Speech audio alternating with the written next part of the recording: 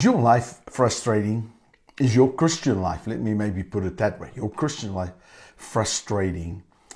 Do you feel like you're just not getting anywhere? You're just struggling, with living the ideal Christian life? There's nothing more frustrating than living in the New Testament, but trying to live your life according to the Old Testament of legalism and law. One of the things that Jesus warned his disciples about, and by doing so, he also warned us, is the teaching or the doctrine of the Pharisees and the Sadducees. Jesus, in Matthew chapter 16, clearly showed us and taught us about the dangers of legalism and law. In Matthew chapter 16, verse 5 through to verse 12, and I'm going to read out of the King James Version. Jesus says, or the scripture says, and when his disciples were come to the other side, they had forgotten to take bread. Then Jesus said to them, "Take heed and beware of the leaven of the Pharisees and the Sadducees." And they reasoned among themselves, saying, "It is because we have taken no bread." Now, of course, if you understand, they were going with Jesus essentially on a missions trip, and they had forgotten to take food with them. Not just food for them, but food for the people that were there waiting upon them. And so when they had got to the other side, Jesus comes and says to them, "Beware of the leaven of the Pharisees and the Sadducees." And then they immediately assumed that Jesus was talking about the fact that they had forgotten to take bread. And of course, that's where Jesus then says to them, "Oh, ye of little faith, why do you reason amongst yourselves because you have brought no bread?" He says, "Don't you understand? Neither do you remember the 5 loaves and how many baskets full you took up? The 5 loaves and the 5,000 and how many baskets full you took up. Neither the 7 loaves and the 4,000 and how many baskets you took up." But Jesus was basically saying, have you forgotten the previous miracles that I performed to feed people? Do you really think that I am addressing your inability, your failures, because you've not brought any food or provisions with you? He says, how easily you forget. Then he says in verse 11, "How is it that you do not understand that I spake this not to you concerning bread, that you should beware of the leaven of the Pharisees and the Sadducees? Then understood they how that he bade them not beware of the leaven of bread, but," and this is important to remember, and I want you to take note, "but of the doctrine of the Pharisees and the Sadducees." See, it is interesting to me that Jesus never warned his disciples against the devil or demons. He never warned them against the cults, against the New Age. But here in this passage of Scripture, he does warn them against the teaching or the doctrine of the Pharisees and the Sadducees, which, by the way, he calls leaven. Now let's have a look at this in some other translations also, just to get a clearer picture on this. And I really always encourage people, and if you're watching this today, I encourage you to try and get as many different translations as you possibly can, and study. When you study using all different translations, because what that does, it helps you to get a clearer picture of what the scripture is, or even the original language was saying. So this passage of Scripture, Matthew 16, verses 11 and 12, out of the Message Bible, goes like this. It says, "Haven't you realized yet that bread isn't the problem? The problem is yeast." Now, of course, the Old King James says leaven, but in this translation, or this particular paraphrase, it says yeast. The yeast, Pharisee, Sadducee yeast. Then they got it. Thank God they got it. They got it, that he wasn't concerned about eating, but teaching. Now, I want you to say that to yourself. Jesus wasn't concerned about eating. He was concerned about teaching. The Pharisee, Sadducee kind of teaching. The Living Bible says it like this. It says, "How could you even think I was talking about food? But again, I say, beware of the yeast of the Pharisees and the Sadducees." Then at last they understood that by yeast he meant the wrong teaching of the Pharisees and the Sadducees. But the translation I like more than any of the other translations is the J.B. Phillips translation. And the J.B. Phillips translation says it like this. He says, "I told you to beware of the yeast of the Pharisees and the Sadducees." Then they grasped the fact that he had not told them to beware of yeast in the ordinary sense, but of the influence of the teaching of the Pharisees and the Sadducees. You see, what this is saying is this, and I believe this is important. Jesus was warning them about the influence of the teaching of religion and legalism. What was the teaching of the Pharisees and the Sadducees? What was the doctrine of the Sadducees and the Pharisees? It was legalism, the law. And so Jesus, I like this. He says, be careful, beware of the influence of this teaching. You know, the Oxford Dictionary defines the word influence, or I think it's in the Old King James, the word there is leaveneth, to influence, is the teaching of legalism, the influence of the teaching of legalism. Now, the Oxford Dictionary says that this word influence literally means the invisible power to produce an effect. Divine's Expository Dictionary defines it as a word that signifies a facility or a power with the ability to affect or produce an outcome. You see, this word comes from the root word zume.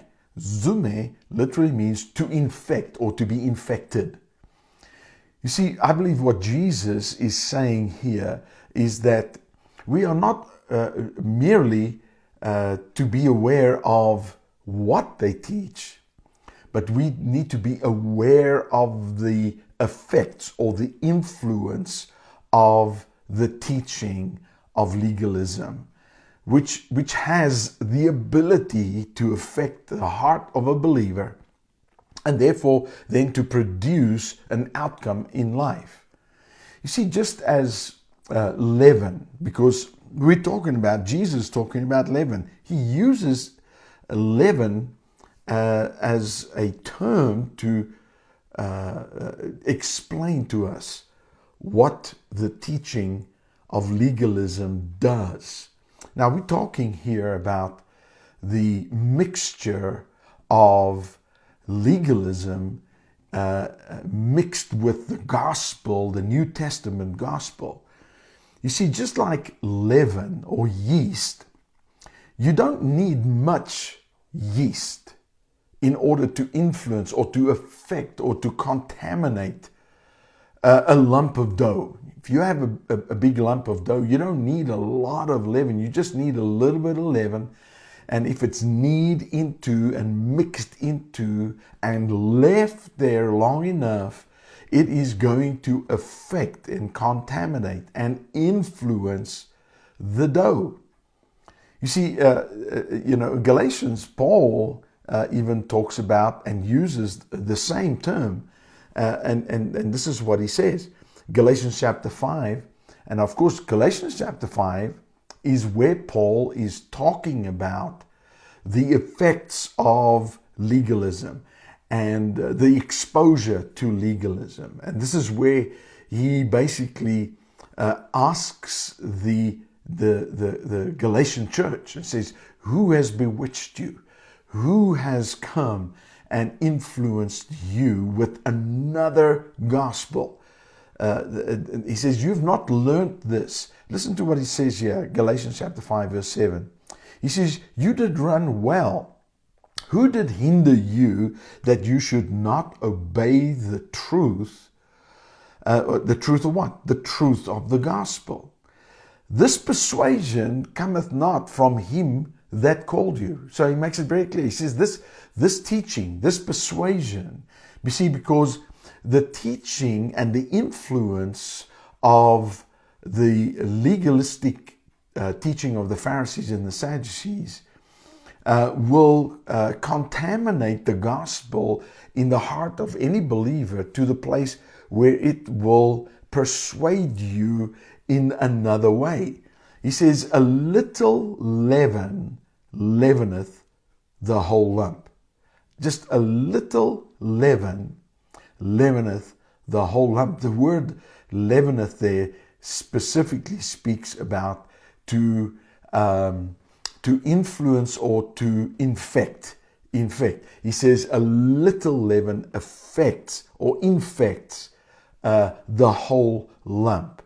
The Amplified says it this way: you were running the race nobly.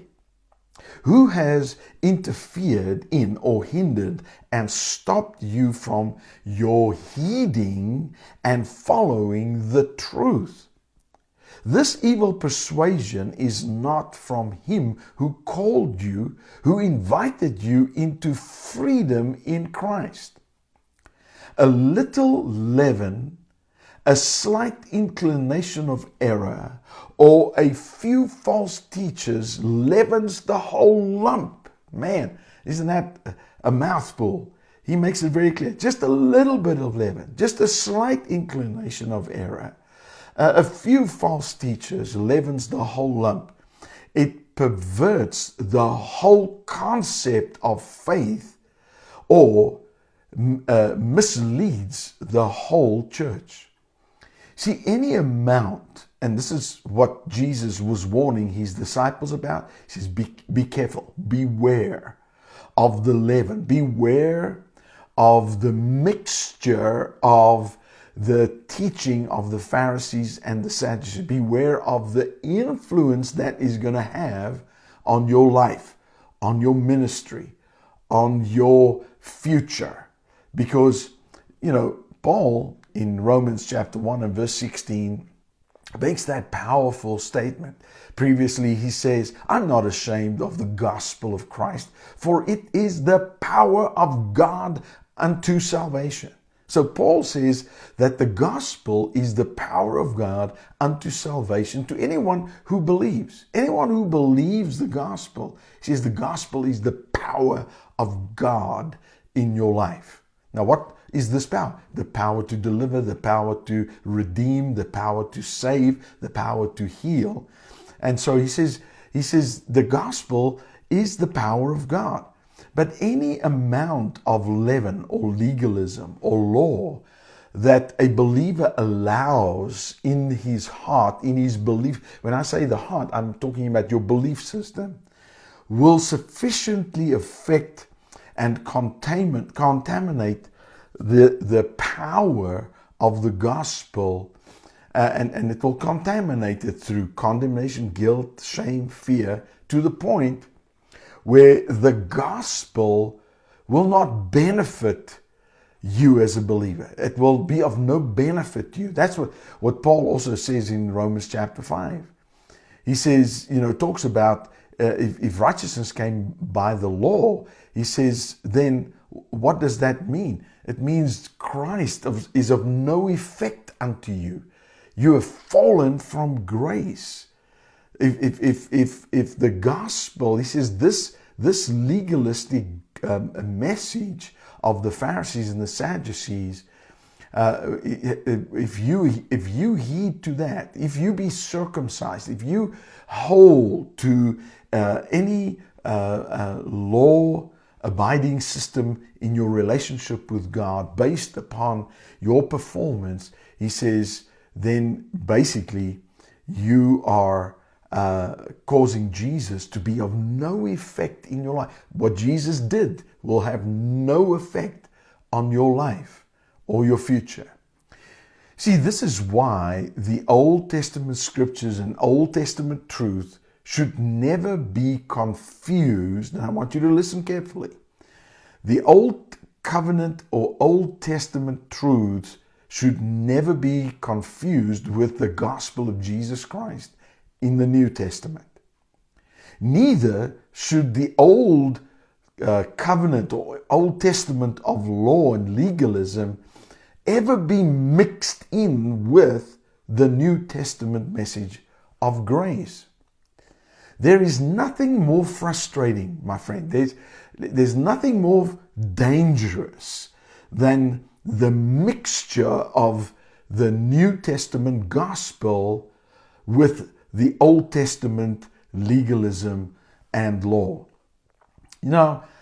I know many preachers and I know many men and women of God who hold to the view that if Jesus viewed the Old Testament scriptures to be valuable, important, and if he taught out of the Old Covenant and Old Testament scriptures, then surely they are still as important to us today as it was to him in his day. And that if Jesus taught and believed in the Old Testament law and the Old Testament and Old Covenant, we ought to believe and trust in it the same way Jesus did when he taught it. Well, what I think a lot of people don't get, and I think this is something that most people don't realize, is that the ministry of Jesus was primarily an Old Covenant, Old Testament ministry, a ministry under the law. Jesus mostly taught out of the Old Covenant, the Old Testament, if you want to put it that way, and he taught the Old Covenant law. Now, why is that? Well, Jesus didn't have any other scriptures to go to. He had no other covenant. Jesus taught the Old Covenant and the Old Testament law, and he taught it stronger and took it further than any other Old Testament prophet or Old Testament preacher ever did. See, when Jesus taught the Jews in his earthly ministry, he strictly taught as a teacher under the Old Covenant. Now, what is the reason for that? Well, the reason being that he himself was born under the Old Covenant, subject to the law of the Old Covenant, and he could only teach by using Old Covenant scriptures. Listen to what Paul says in Galatians about Jesus and when he came. In Galatians chapter 4 and verse 4, Paul says this. He says, "But when the proper time had fully come, God sent his son," and we know that's Jesus, "born of a woman." That means he's born, he's incarnate. He is born of a woman, born subject to the regulations of the law. This is the Amplified Version. So Jesus was born, he was born of a woman, and he was born subject to and under the regulations of the law. So what does that mean? That means that when Jesus taught as a rabbi, as a teacher, he taught under the law. He could only teach under the law. And to break that would have meant that he would have broken the law. So he taught under the law. And Jesus, most of the time when he taught under the law. He took the law further than anybody else. But Jesus also alluded to another covenant, another testament. But, just as Jesus taught under the old covenant, that doesn't mean that today you and I need to be taught under the old covenant. That does not mean that the old covenant needs to be taught the same way that Jesus taught it in his day. Because the whole point of Jesus' coming was to deliver us from the old covenant of law and legalism, which, by the way, Paul said, could never justify the believer, could never make them just and right and upright in the presence of God. Because the whole point Jesus came was to deliver us from the legalism and law of the old covenant and to liberate us from an old covenant mindset, to a new covenant mindset. In Galatians chapter 4 and verse 5, he goes on then to say, he said that Jesus came born under the law, subject to the law. He's born of a woman under the law, subject to the regulations of the law, to purchase the freedom of, to ransom, the Amplified says, to redeem, to atone for those who were subject to the law, that we might be adopted and have sonship conferred upon us and be recognized as God's sons. See, this is so powerful about what Jesus came to do. And, there's of course a lot of reasons Jesus came, but one of it is to deliver us from the law, to deliver us from an old covenant mindset to a new covenant mindset. See, that is why Jesus, throughout his ministry, and you can find this as you study the ministry of Jesus, throughout the ministry of Jesus, you will find Jesus was always calling people to repentance, to the changing of their mind, to the renewing of their mind, to change their thinking. You see, we as New Testament believers, and especially New Testament preachers, we today we must not teach Old Covenant truth without taking it through the cross. Doesn't mean we can't teach Old Covenant and out of the Old Covenant, using the Old Covenant, using Old Testament scriptures and truths, but we need to take it through the cross and view the Old Covenant through the finished work of Jesus Christ. See, Old Covenant truth can only be correctly interpreted and correctly taught in the light of New Testament or the New Testament reality of Christ Jesus, or Jesus Christ and Him crucified. Let me repeat that. See, Old Covenant truth can only be correctly interpreted and correctly taught in the light of the New Testament reality of Jesus Christ and Him crucified.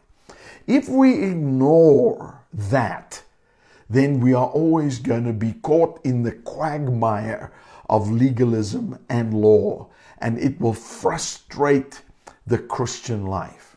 Listen to what John said when he, in his gospel, in the beginning of his gospel, where John clearly lays out who Jesus is. And he begins by telling us, in the beginning was the Word, and the Word was with God. The Word was God. And he goes on, verse 16, he says, for out of his fullness, talking about the Word of God, talking about Jesus, out of his fullness, his abundance, we have all received. The Amplified says, we have all shared in, we have all been supplied with one grace after another, and spiritual blessing upon spiritual blessing, and even favor upon favor, and gift heap upon gift. Hallelujah. In him, in his fullness have we all received. For while the law was given through Moses, grace, unmerited favor, hallelujah, unmerited favor, unmerited, undeserved favor, and special blessing and truth came through Jesus Christ.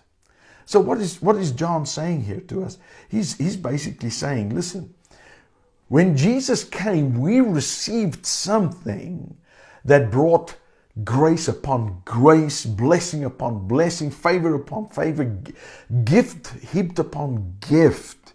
He says, while the law came by Moses, grace, the unmerited favor of God, and truth came through Jesus Christ to us. See, Old Covenant truth is at best only portions of truth from which no man was ever really able to clearly see God, nor to interpret his intentions, his plans, or his purposes for man. The writer of Hebrews says in Hebrews chapter 1, verse 1 and verse 2, he says, and I'm going to read out of the Amplified Version, he says this, in many separate revelations, each of which set forth a portion of the truth. Now notice there, he says, in separate revelations, each of which set forth a portion of the truth. And in different ways, God spoke of old to our forefathers in and by the prophets. But in the last of these days, he has spoken to us in the person of a Son, whom he hath appointed heir and lawful owner of all things. See, to teach the Old Covenant truth without considering the New Testament reality of Jesus Christ and him crucified, the finished work of the cross, would really constitute a trampling underfoot of the blood of Jesus.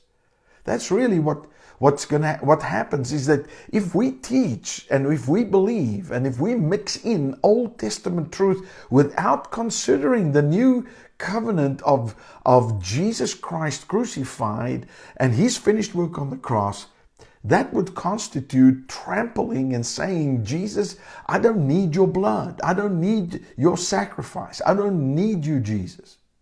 Now, I know that most people will never intend to do that, but that's exactly what happens when we do.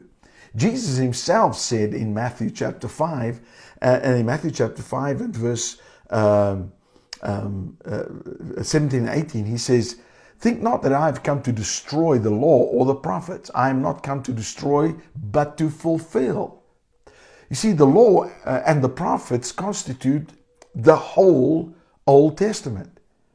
And Jesus goes on in verse 18, he says, for verily I say to you, till heaven and earth pass, one jot or one tittle shall in no wise pass from the law till all be fulfilled. You see, when Jesus died on the cross, he had fulfilled every jot, every tittle, every legal requirement, and every prophetic scripture, every prophetic utterance. Therefore, the Old Testament, the Old Covenant, as it stood before the cross, Jesus has fulfilled it, and therefore it has ceased. You know, Hebrews, and this is what the writer of Hebrews says in Hebrews chapter 8 and verse 13, he says, When God speaks of a new covenant and a new agreement, He makes the first one obsolete, out of use. So when God, through Jesus Christ, through the finished work of Jesus Christ, speaks of, introduces a new covenant, He makes the old one obsolete, out of use.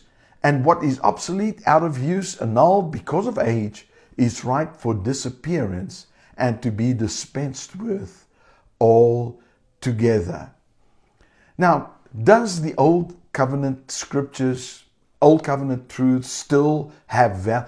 Does it still have value in the New Testament believer's life? Absolutely it does.